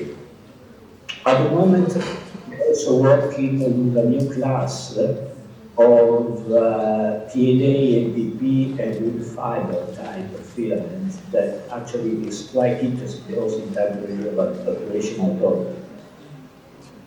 However, when you use these types of PLA flux components, especially with the 3D printing characteristics, one of the very important parameters that affect the hydromorph performance is the porosity.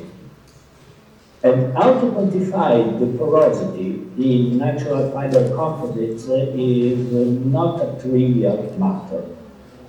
Because natural fiber composites, they have a multi-scale porosity due to not only the presence of pores in the matrix, but also internal voids in the fibers, so the lumen, and then you have also other porosity given at the fiber matrix interface. And we have developed a special protocol technique to identify the intervalory porosity in this kind of components. And if you use the standard gravimetric density water, you tend to overestimate the porosity.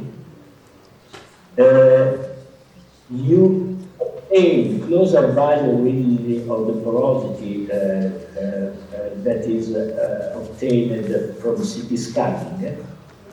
When you use a gravimetric test by ethanol, not water. And the CT scanner are probably the most reliable type of measurement for the porosity. And we also use optical SEM using particular types of image data techniques, not the classical image J, fortunately. And there is also another technique which is based on tensile tests. But in essence, if you really want to identify interval of porosity, you can start with the gravimetric in water, but you also need to do the one in ethanol to give this a good understanding of what is going on. Only you can perform CT scanning techniques. Something very important when you use filaments in 3D printing or 4D printing, especially these types of filaments, there are quite a lot of defects that are generated by the deposition of the filament. And so you need also to develop really the G code. The G code is the classical code used for deposition in a very special manner, because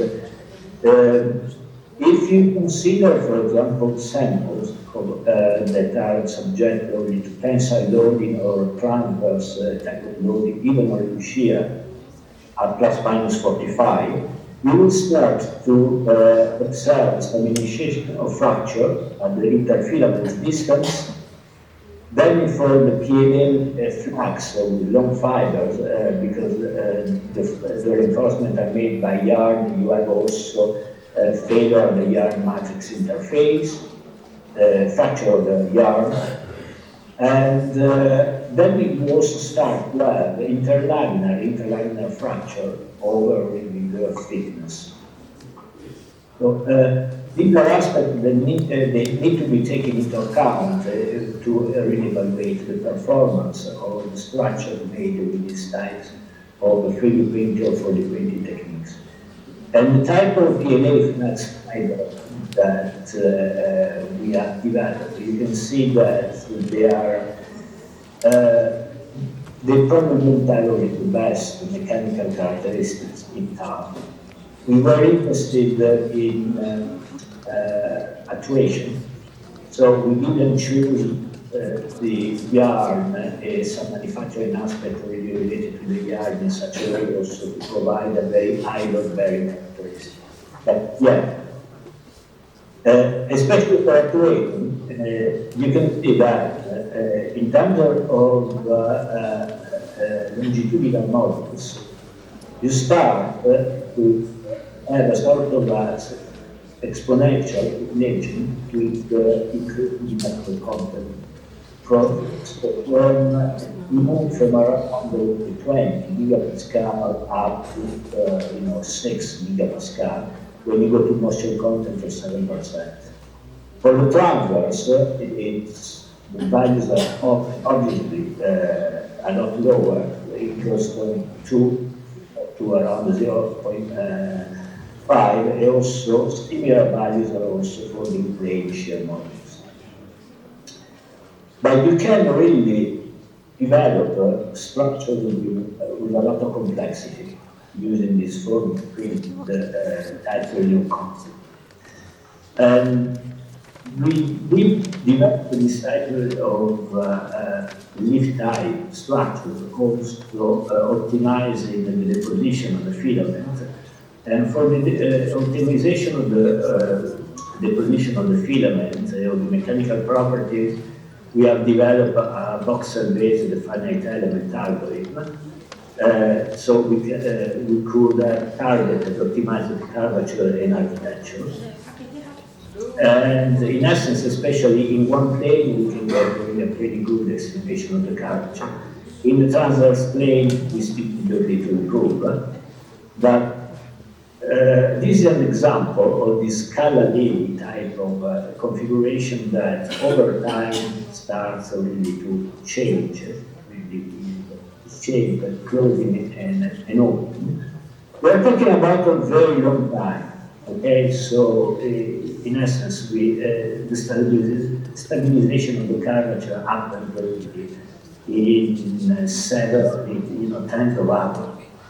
But this is also typical really of plants. We know that plants they take a long time really for the actuation, and these in essence are the picture actuators made with some plant ingredients.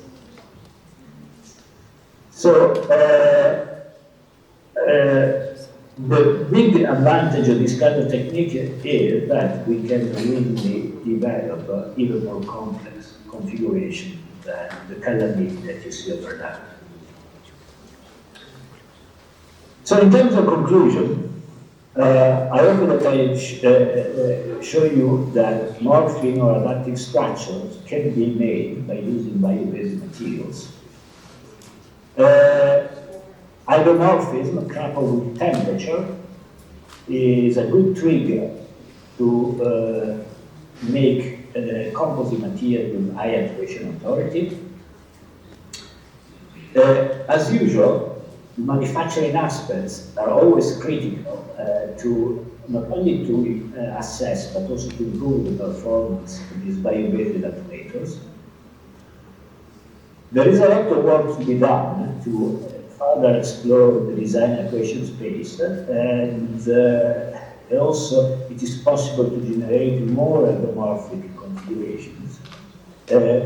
We come from composite communities, so we have fairly knowledgeable in classical laminate field designed by statistics, but there are other configurations that are not only similar to the Pinecone scales, but they can provide also simpler types of actuation. And if anybody is interested in this topic, feel free really to keep in touch. I also recommend this is an open access paper that we are publishing on advanced functional material. It's, I would say, it's quite a comprehensive review paper that provides really not only another look at what has happened, but also provides recommendations and a critical analysis of the current state of the art. So it's something more than a classical review paper. It's open access. Please feel free to have a look. And finally, I would like really to acknowledge not only the funding agency, but also all the people that they have already helped to develop the material that you see in this, during this presentation. And I want also to finish, you see over there in the picture, the one at the bottom is one of the so-called meter-sensitive flat PLA, flat PBAT type of composite that we have recently produced. But on top you can see one of the cactus fiber sheets that Professor Bezazli developed. Is another excellent type of materials from a hygroscopic perspective. And thank you very much for your kind attention. If you have any questions, I'll be happy to answer.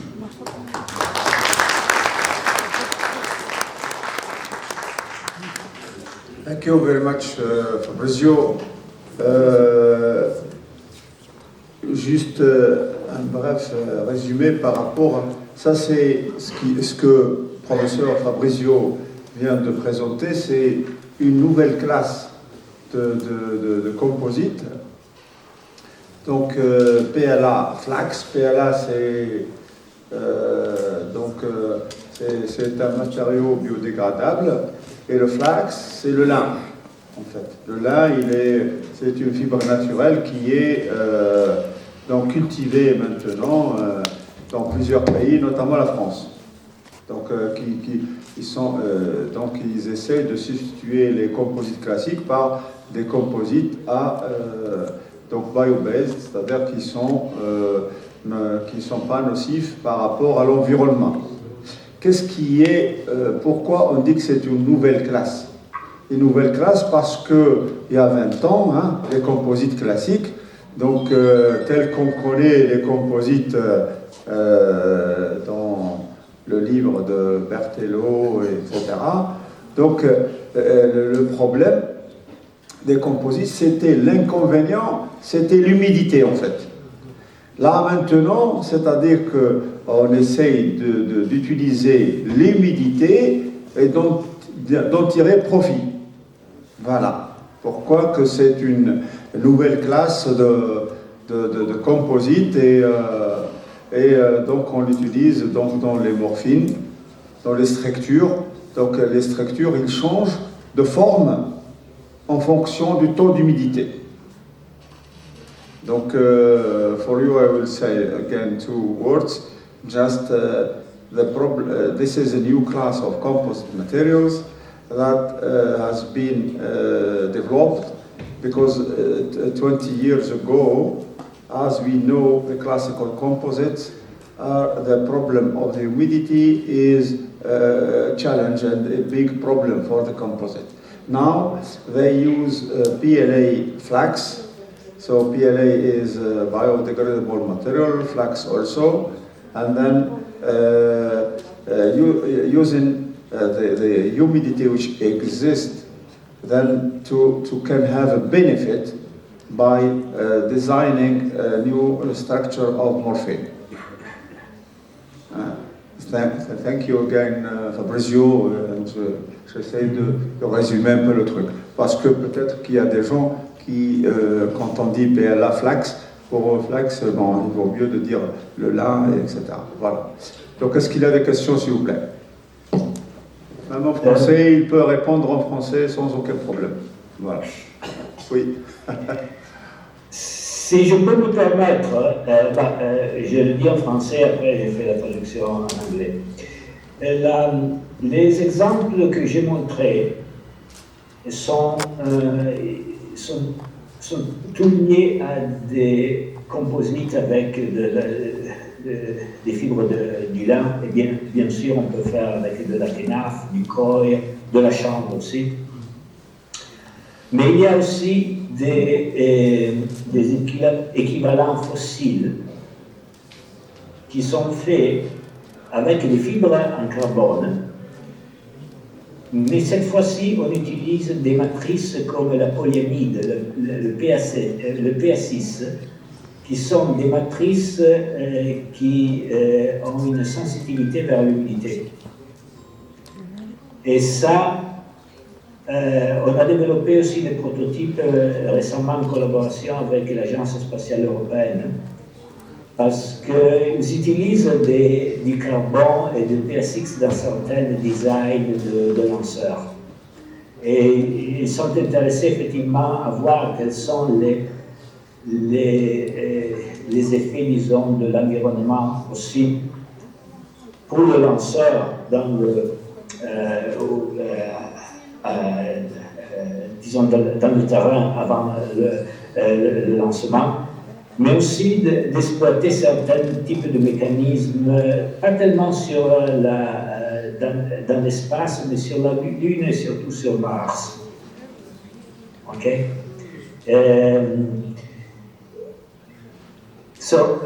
Just already to what I was saying here, the examples that I showed you in the presentation are all related to the use of natural fibers, like flax, kenaf, oil, hemp, for example. The composites over there only have natural fibers as the main hygroscopic strain actuators. The matrix, the epoxy really, or the polypropylene doesn't really provide a contribution really to the hygroscopic strain. But there are some fossil counterparts that are made using carbon and polyamide PA6. Polyamide PA6 is sensitive to humidity. And we have been exploring these types of composites also in collaboration with ESA, the European Space Agency, because carbon fiber and the PA6 composite are used in some parts of the launchers, of the small scale for future launchers. And they're also interested in environmental type of performance in the Moon and Mars, not necessarily very interested in humidity, but on other types of similar actuation mechanisms. Et le point final que je voudrais faire, on va présenter récemment un travail où on a développé des hygromorphes similaires. Mais cette fois-ci, ils sont aussi sensibles aux hydrocarbures. Alors, on peut aussi les utiliser comme senseurs actuateurs dans des environnements où il y a des essences du pétrole. Les fonctionnements sont similaires à ceux que j'ai montrés, mais la chimie des matrices et aussi le traitement des fibres est complètement différent. We are going to present quite soon some work on similar types of composites, but this time around they are not only sensitive to humidity and water, they are also sensitive to hydrocarbons, petrol, fuel, and inert types of substances. So they could be also used as actuators and sensors in environment where hydrocarbons are present. The trigger mechanism is not very dissimilar from the one that I have shown so far, but the chemistry and material functionalization for the matrix and the fibers is different.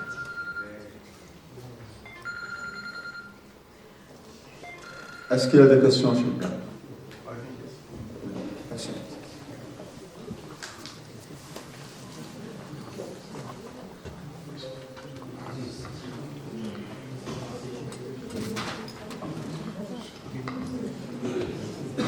Thank you, Professor Abrizio. So I have questions about geometry configuration of natural fibers, flax. It is small or particle or continuous fibers. In order to get idea about some applications. Okay. I have to say, unfortunately, I cannot hear very well. It's there is a lot of really of echo. Reza, est-ce que tu peux répéter la question, s'il te plaît? Thank you for the question. Oui, donc il dit que, c'est-à-dire pour l'empilement, les fibres, est-ce que c'est des fibres courtes ou des fibres longues? Ok. Voilà. C'est la configuration géométrique des fibres, c'est ça? Oui. C'est ça, la configuration géométrique des fibres. C'est-à-dire, est-ce que c'est des fibres courtes ou des fibres longues que vous utilisez? Voilà, dans le développement de ces composites. Okay. All the examples that I've shown in this presentation are related to long fibers. Okay. 4D. Short fibers, they don't provide the same type of attenuation authority. In short fibers, actually, there is a lot of work to be done in terms of functionalization and bonding with the matrix. And we haven't done that kind of work. But to have this type of really actuation authority, especially bending stiffness, you really need to go for really long fiber flax or long fiber end. So if we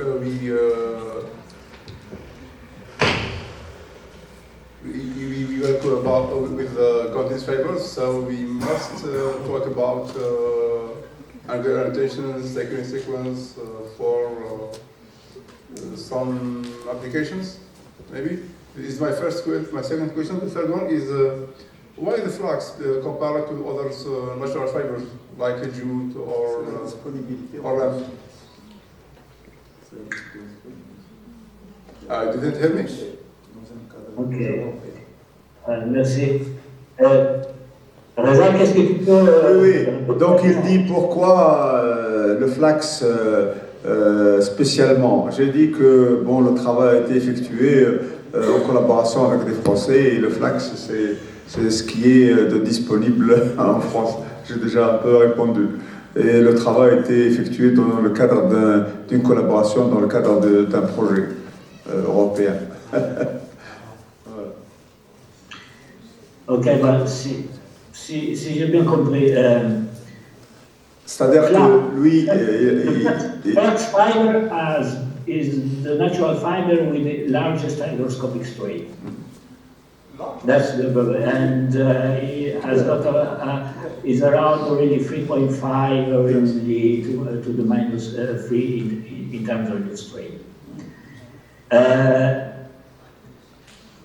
And is definitely lower. And flax fiber actually is, you can now find also really modern flax fibers around with going really, they are close really to fiberglass in terms of really of axial stiffness. And nowadays also the new generations of flax fibers that have been developed in France and Italy during the last 4 or 5 years, they have also fracture strength which are only 20% lower than fiberglass. So from a load-bearing point of view, it makes sense to use flax. However, it very much really depends really on the type of application, because we also obtained really some good results with the hemp. We also obtained some excellent results with the kenaf. And we are still also examining other endoscopic performance or other types already of natural fibers. There is currently a lot of interest in mainland Europe to the use of flax, even for aircraft interiors, because flax composites, whether you use epoxy or other types of thermosets as a matrix, they have some excellent damping, vibration damping characteristics. And the new generation of future